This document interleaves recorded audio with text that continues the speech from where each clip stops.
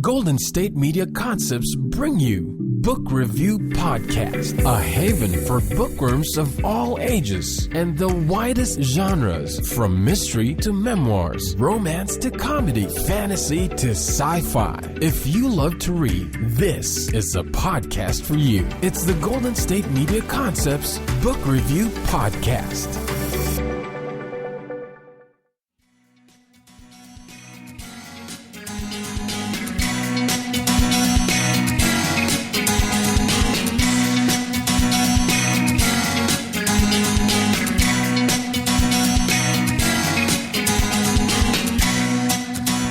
Hello and welcome to the GSMC Book Review Podcast, brought to you by the GSMC Podcast Network.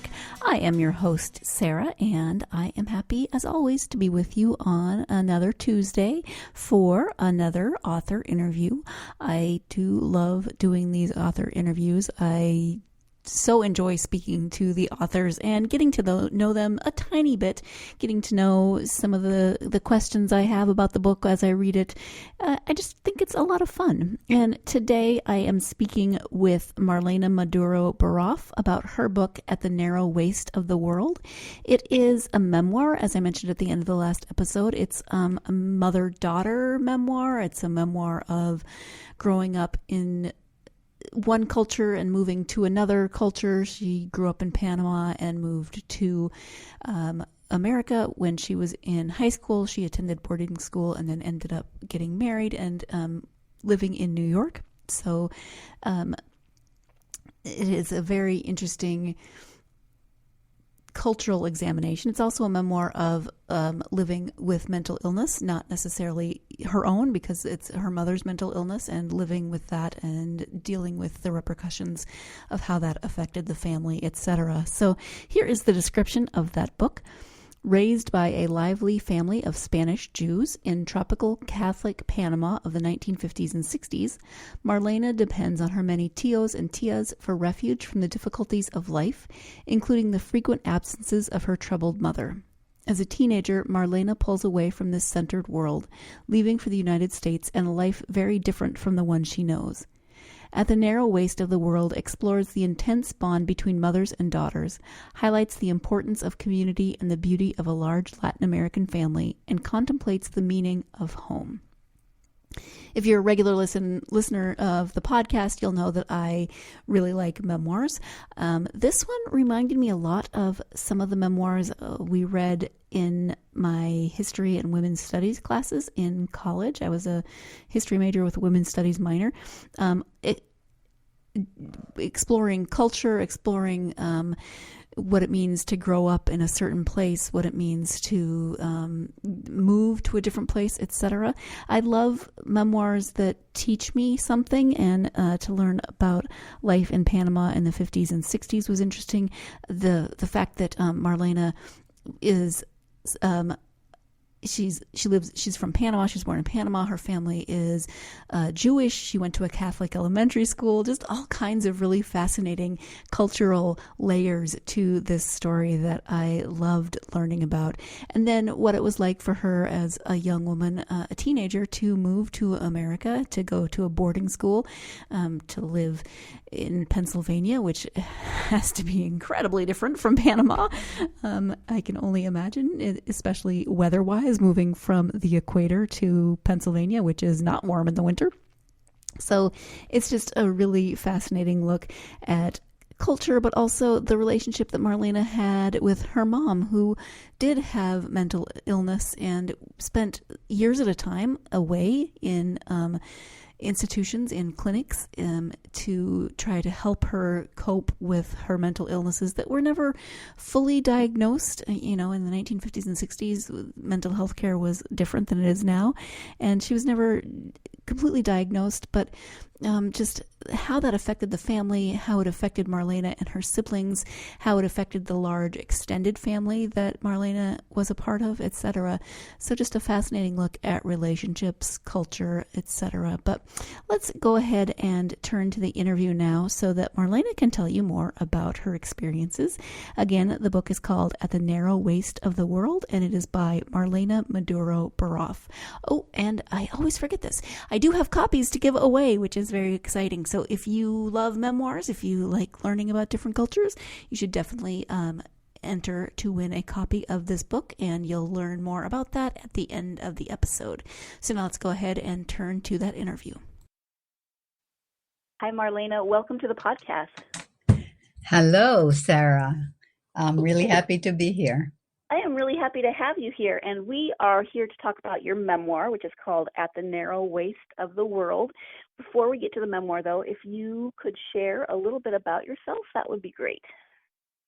Well, I could share a little anecdote that I think reveals a lot about me.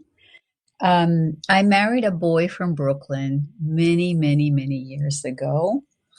And I was this sweet Panamanian girl, accommodating. I'd been taught to think of other people's feelings. And I married this guy from Brooklyn who was very funny and had a sharp wit, which didn't always worry about the feelings of the people receiving them. But I liked that because I was brought up around so much politeness. And I felt this was closer to the truth, to being true to yourself and to what was going on. And after many, many years of a good marriage, I know how to zing them back. And I feel good about that. I feel it was my acculturation process, particularly in the New York area. And my husband has gotten a lot softer. So that tells you a little about myself. That's really fascinating because, you tend to think of people from Brooklyn as being, kind of blunt and very straightforward. So. And I really love that. It was really so different from the way I was raised. Yes.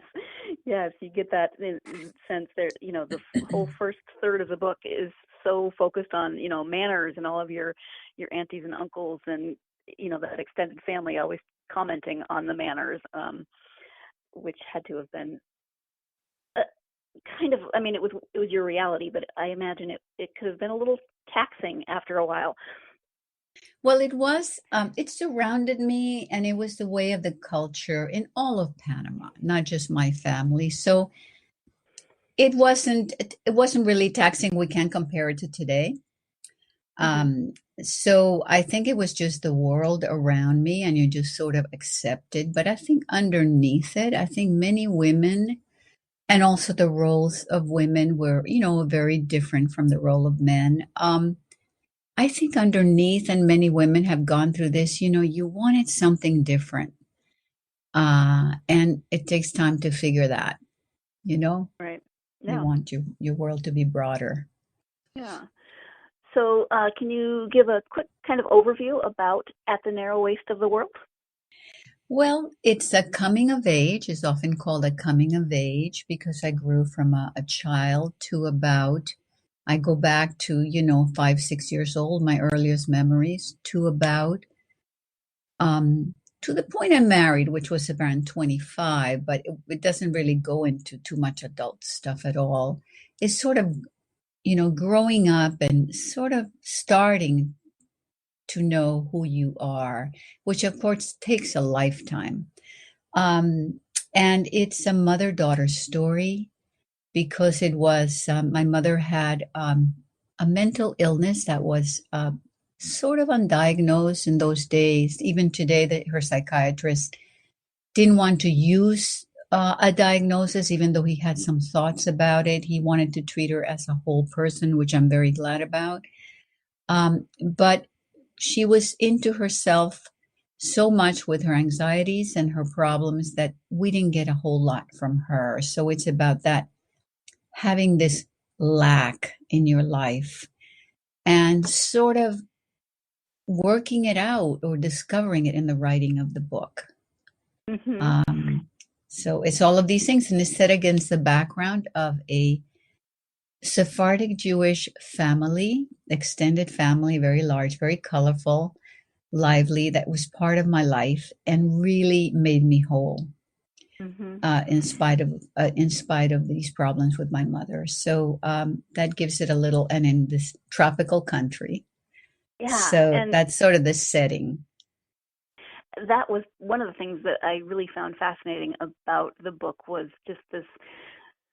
I said before the interview, kind of the layers in your story, but also I was just fascinated by. I don't know a lot about Panama or that culture, and then your family is Jewish, and you went to a Catholic elementary school. There's so many different layers, and it was a really fascinating cultural experience for me to read that. I'm happy. So, what prompted you to write this memoir?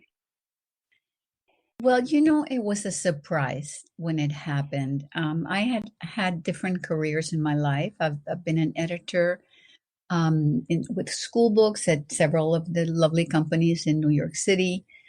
Um, and that was about 11 years of my life. And I did it through the birth of my firstborn. And then when my second born was born, his name is Eduardo, I I was going to work as a freelancer in editing and things like that. And I decided that outside of the company, not working with authors, it was just would earn very little money as a freelancer, and I wouldn't have the connections. I would be isolated. So I decided, let me study design, which I've always loved.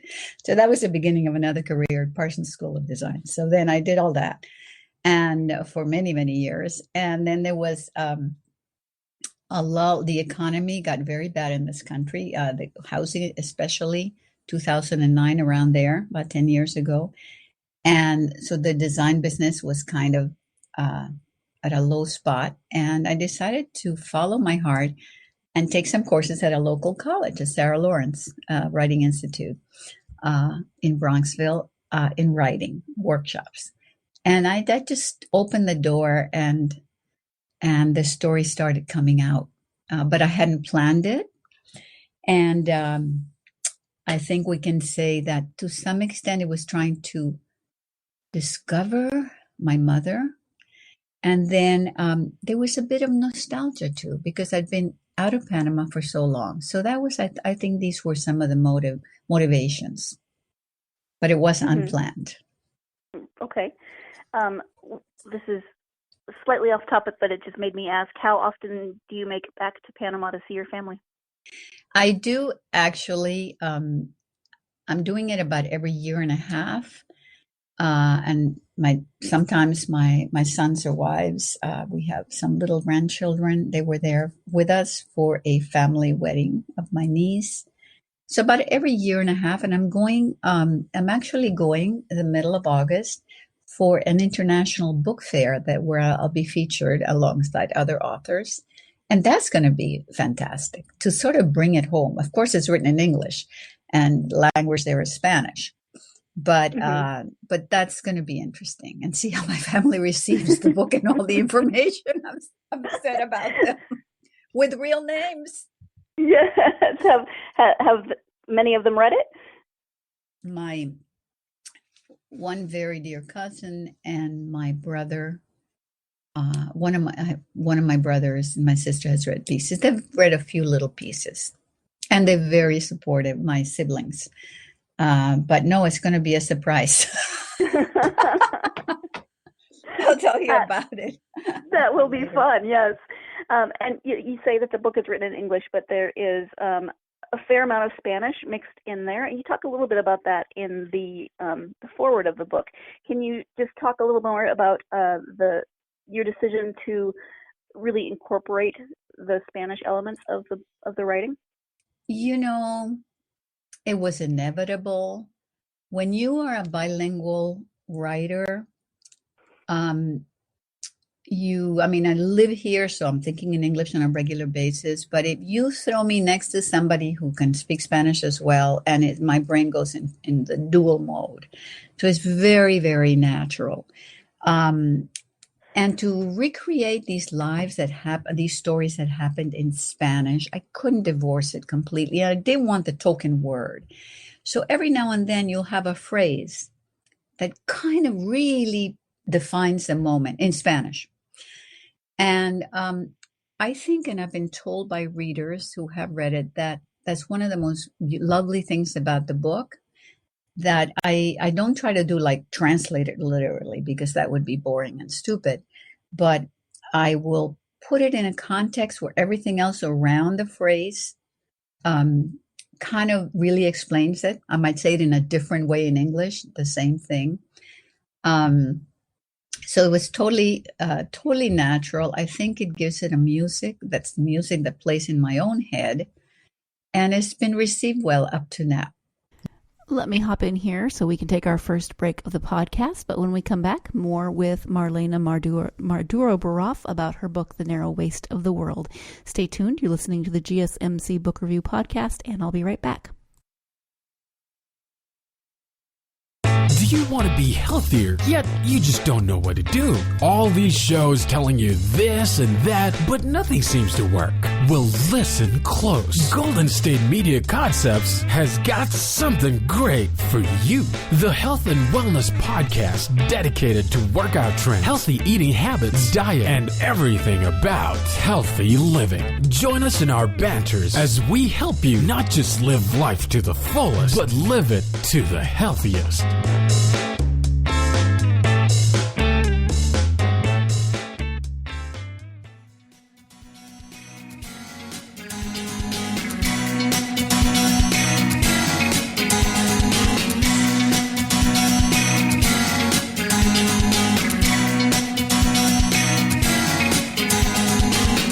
Welcome back to the GSMC Book Review Podcast. I am speaking with Marlena Maduro Baraf about her book, At the Narrow Waist of the World. Let's go ahead and get back to that interview. You've mentioned your mom. Can we talk a little bit about, this is a mother-daughter story. Can you talk a little bit about how your mother's mental health issues affected your relationship with her, your upbringing? Well, it was strange. She had this deep anxiety her entire life from childhood.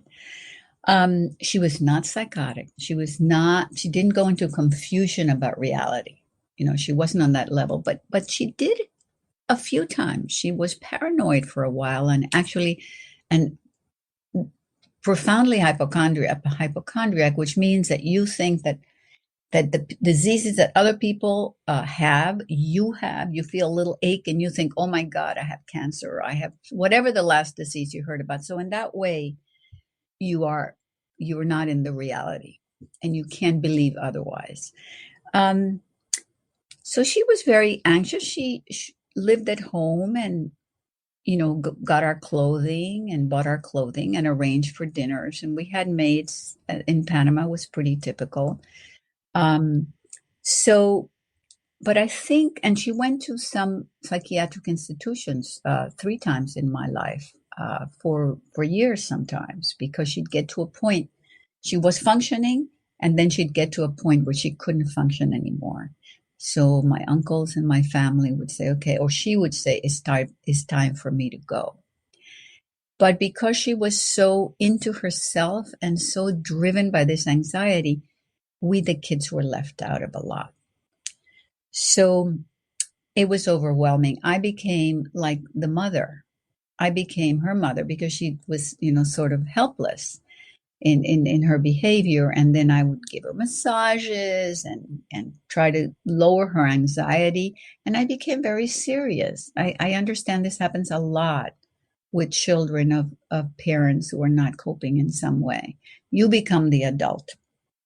And so in a sense, I cheated myself. I was so thorough and adult-like, and I needed to understand in order to manage this distress. So it was like putting in a box. Anyway, so I'm much, I think I've gone beyond that now. Mm-hmm. But that's the way it was. And my sister also felt all kinds of things, and 2 brothers as well. Right. And then your father died when you were all fairly young. So yeah. I know that affected the family dynamics as well. Right. Yeah. I actually, it's a little, that was another big thing. I don't want to talk too much about it because I don't want to reveal too much that, about that. but Yeah. that was huge. And the family, this extended family kind of filled in. Right. They can't Right. do it entirely. They can No. make up for the parents completely. But I think what a family or some kind of loving community, if you don't have an extended family, like we had really big, living in a small country, in a small city, close together. That was unusual and is more typical of long ago, where people lived in small towns and cities and everybody they knew lived there. Is similar. But I think what it really proves is that close community, somebody you can, if your parents are not functioning for whatever reason or not around, that you need people around you that you can imagine you could be. I think that was the biggest thing with my family. It was usually my uncles. I wanted to be like them, but I could see people that I wanted to be like. I didn't want to be like my mother. No way. And I wanted to be like my uncles, and one very wonderful aunt who was my mother's best friend, who taught me what it was to be a loving mother by watching her, you know. So those community is just crucial. Yeah. And how was the writing process for you? Do you feel like it gave you any new insights, or was it cathartic in any way? Well, yes, I didn't intend it to be, but it started with just retrieving these memories, and then I started like really wanting to continue to find out who my mother really was as much as I could, you know, more about her. So I was driven at that point, halfway through. And I think it was. And other people who've written memoir have said the same thing, that I discovered that she was so full of life in spite of this anxiety that ruled her life. And she wanted to go to parties and be part of things. And she was very generous. And I kind of saw that more fully. And I also saw letters that she'd written me when I was in schools long ago. And I thought that there was a lot of love in them. So was like so wonderful, in the end. It just settled. This hurt, Yeah, that's lovely. The book itself is written almost like a series of essays or vignettes. Did you start writing maybe smaller stories, or was that your plan for the book when you started it? Well, I didn't have a plan for a book, it just sort of happened. I'd write another story and another story, but they remained these kind of moments of memory.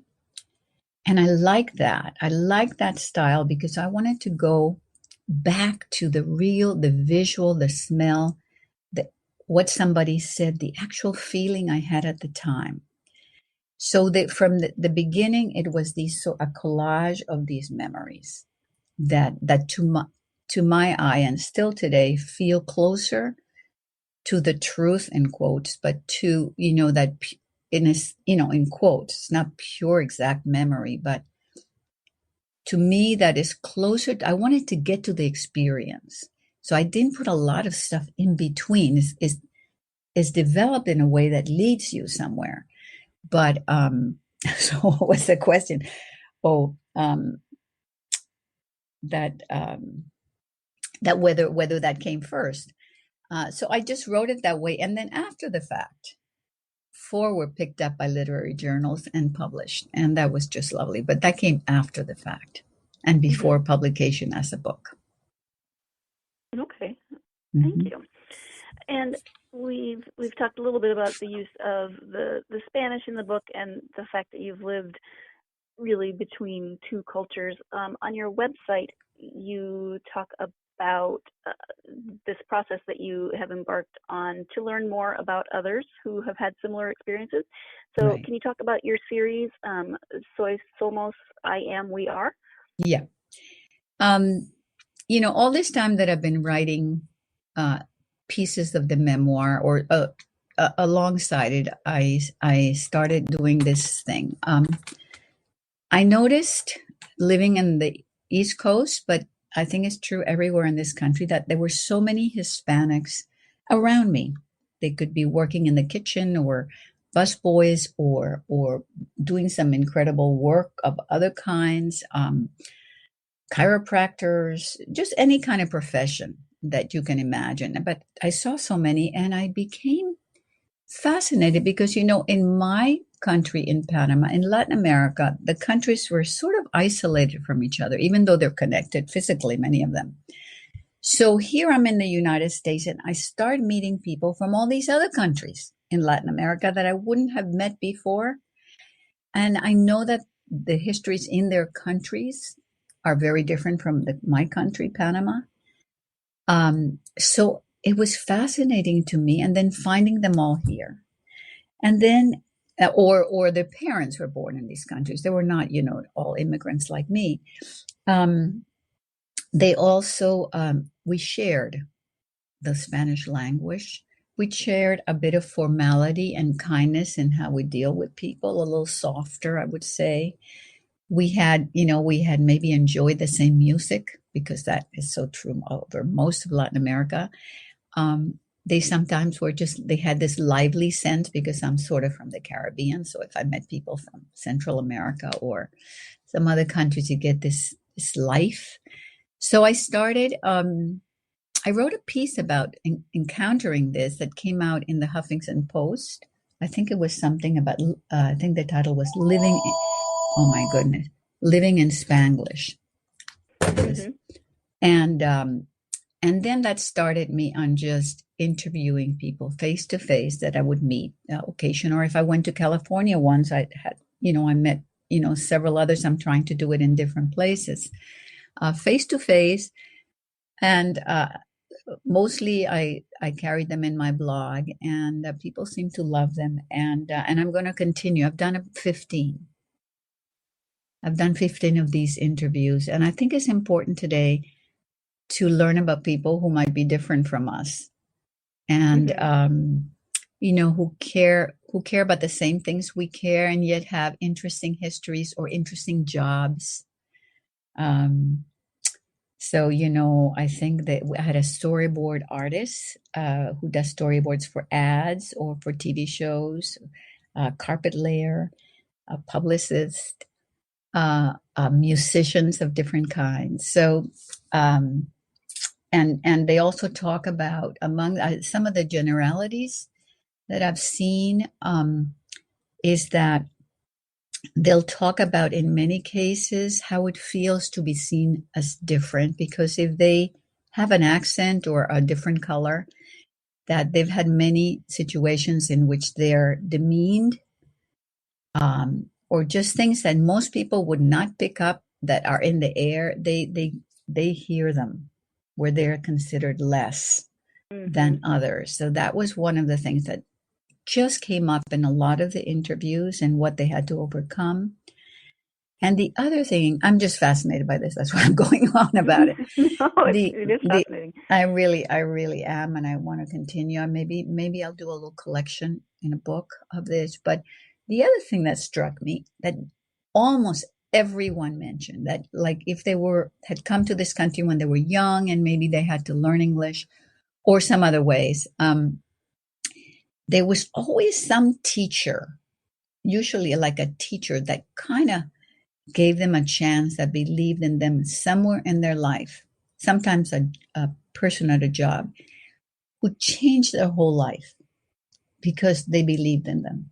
And I have a son who's a principal, so I tell him that story. So that was really interesting, because it keeps coming up. Yeah, I think so often we tend to just sort of conflate all of the cultures, and there are so many different types of people who come under the heading of Hispanic or Latinx, and they're not the same. They're not the same people. They have very different experiences growing up. Totally. So In this country and in their countries of origin, which are very different. Yeah. So I love that you are collecting those stories. That sounds really interesting. And those are those on your website? They are on my website, and I'd love people to discover them They're also can be found on HuffPost, but they're all on my website, which I'd love people to take a look at and maybe subscribe to, particularly because I'll be doing I have about 15. I'll be doing new soy somos once this whole publishing thing calms down a little, because I don't really have time right now. Mm-hmm. But I already have some people lined up. Second and final interruption so we can take our final break of the podcast. Stay tuned. You're listening to the GSMC Book Review Podcast, and I will be right back. Tired of searching the vast jungle of podcasts? Now listen close and hear this out. There's a podcast network that covers just about everything that you've been searching. Hey! The Golden State Media Concepts Podcast Network is here. Nothing less than a podcast bliss with endless hours of podcast coverage. From news, sports, music, fashion, cooking, entertainment, fantasy, football, and so much more. So stop lurking around and go straight out to the Golden State Media Concepts Podcast Network. Guaranteed to fill that podcast itch. Whatever it may be. Visit us at www.gsmcpodcast.com. Follow us on Facebook and Twitter, and download us on iTunes, SoundCloud, and Google Play.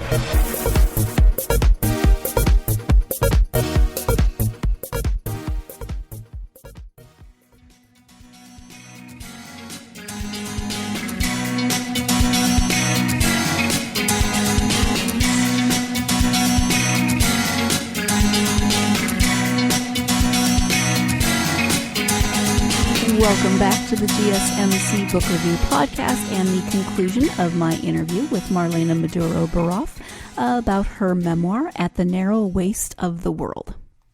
So this sounds like it, in addition to the work you're doing with the release of the book, takes up a lot of your time. Do you think that you might be writing another book in the future? I don't know. I think I want to continue the interviews with Hispanics, Latinx, Latinos.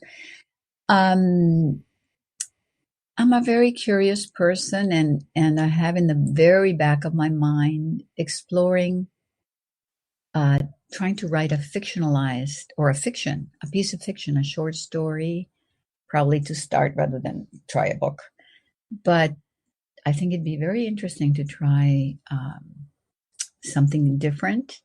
Poetry is something that attracts me, and I may study it in a more formal way, which I've never done. So those are some of the things ahead for me. You have been an editor, you've written a memoir, you've written articles, etc. So out of that path, do you have advice for aspiring authors? Yes. I think, I can go by my experience, but I think it is important to be out there in the world, watching the world, of course. Everybody knows that. But it's nice to take courses at the right place. The very best. I think you always want to look for quality. You want the very best school or courses that really have a fine reputation, word of mouth, good reputation. I think you try to find the best writing instructors, mentors, guiding people you can possibly find. Quality. You can learn anything. You don't have to worry about the subject as long as there's a fantastic teacher. That's like for life, right? Mm-hmm. The other thing that was very important for me is, I took quite a few writing workshops at Sarah Lawrence College. In the process, we discovered each other. There'd be some people that we would just respond in a certain way to each other's work. All of these people that I got close to were writing fiction. I was the only memoirist. It didn't matter. There was something that we liked in each other's work, and we're sort of local. And we started meeting independently. We were 8. A couple of people have moved since. And so writing is lonely work. And by having a writing group or community that you arrange to meet every 2 weeks, whatever it might be, every week, every 2 weeks, every 3 weeks, where you have to bring work, where you've agreed that you will bring what you've written that week and share it and get reactions. I think that has been, maybe besides my children and husband and all that, one of the best things that's happened to me in my life is this community that really cares about you and you care about them. So that would be strong recommendation. Well, that makes a lot of sense to me listening to you, because community is so important to you, and just throughout your life you've been involved in so many communities. You can get lost when you're writing, lose heart. I mean, a lot of it's trial and error. You have an idea, you start, and then it sort of goes nowhere, or your writing is just abominable. And you can lose heart and give up several days in a row, and maybe a week goes by, another week, and you kind of say, I can't write. But by having a community where you meet and you say, look, I brought this awful thing. It doesn't matter, bring the awful thing, but you talk through it and what's blocking you or what, and they help you. They just help you by being there, and otherwise is very lonely. Yeah. Yeah. So most authors are usually readers as well. Do you have favorite authors or genres that you like to read? I love fiction. I love novels. I also like, collection of short stories, like what's the name of George Saunders stories, and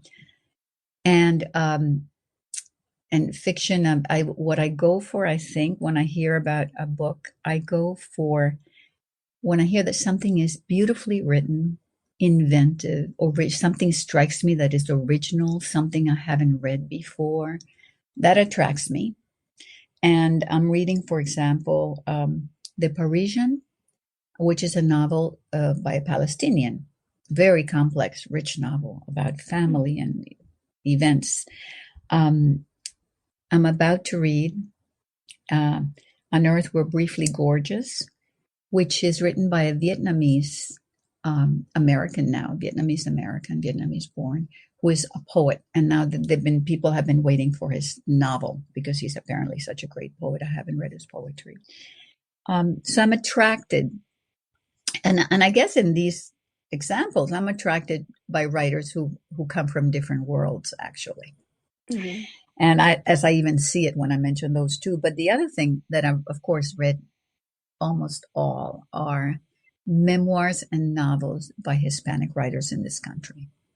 Mm-hmm. And that's Julia Alvarez. I've read almost everything of hers. She wrote How the Garcia Girls Lost Their Accents, which, was a bestseller years ago.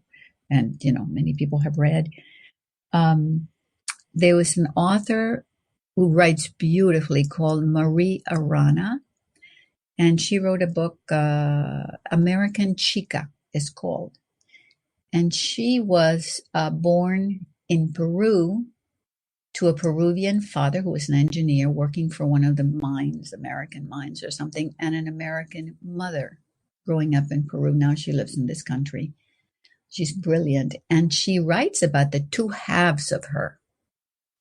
A gorgeous book, American Chica. Again, that's been around for a while, but classic. And there are many now today by Hispanic, people who have immigrated and what that experience is like. There are many books like that. I'm trying to catch them all. Mm-hmm. So just send me a good book. I love to read. So, sure. Do you tend to read in English or Spanish or both? In English. Okay. I push myself once in a while to read a book in Spanish. Unfortunately, I understand the words, but there are more words when you say something in Spanish, and I'm used to that cut to the chase of English. Has to do with the culture too. So So books in Spanish, the same book in Spanish feels, now I'm pushing myself. 100 Years of Solitude, one of the greatest books of all time. What's the name of Colombian writer? Oh my God, I'm blocking the name. One of the great books of all time, 100 Years of Solitude, Cien Años de Soledad. Thick book, Colombia, and a novel.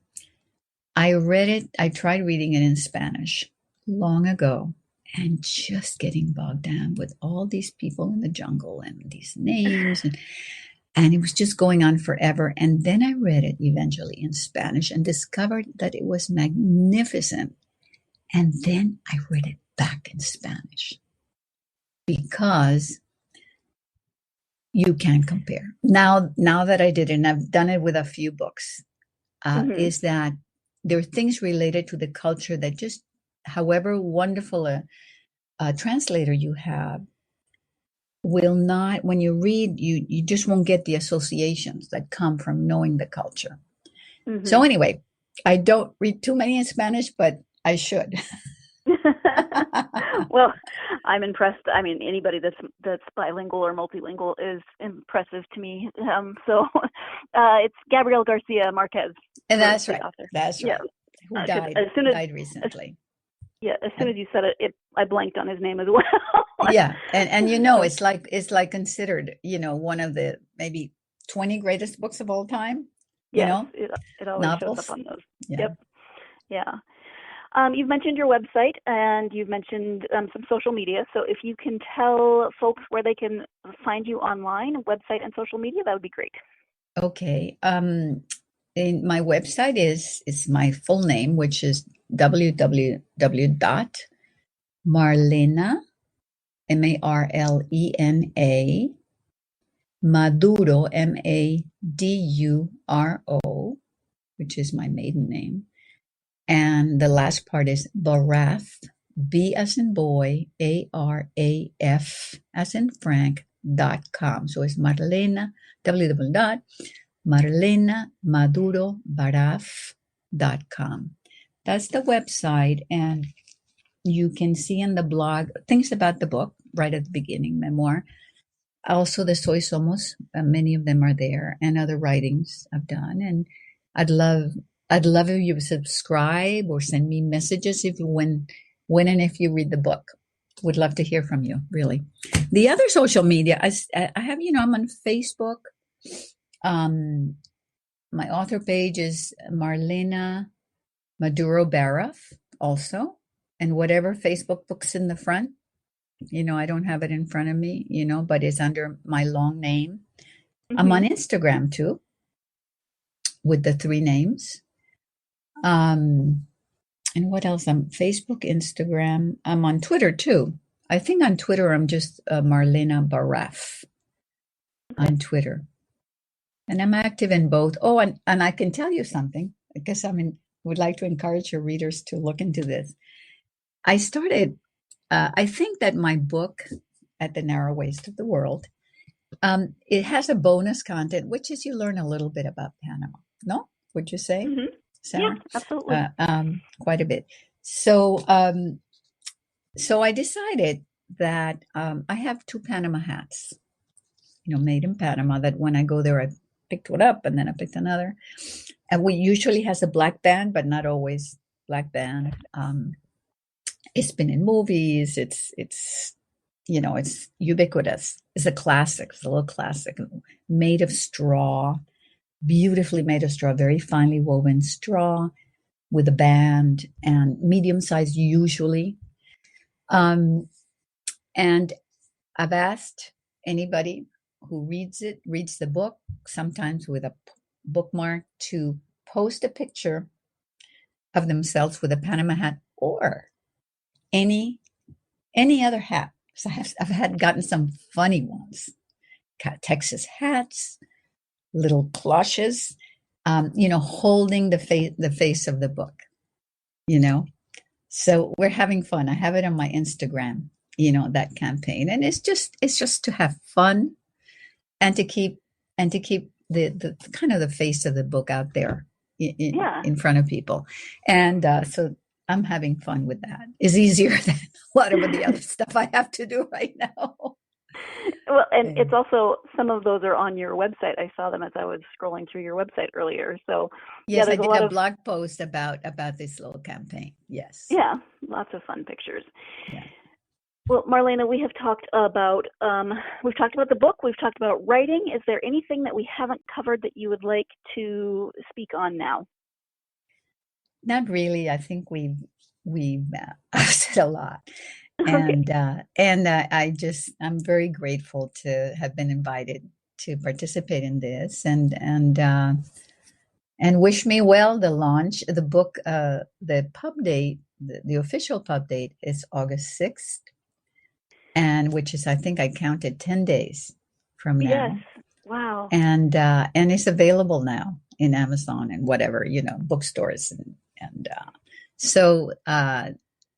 so I'm just looking forward to this new adventure. It's very different. Yeah, absolutely. Do you have any appearances that you want to speak of? Well, I'm going to be a part of a panel of 5 debut authors at in New York City, Bryant Park, the Bryant Park Reading Room, which is this room outside that they set up, and they have author talks and things. That's happening on Wednesday, August 21 at 12:30.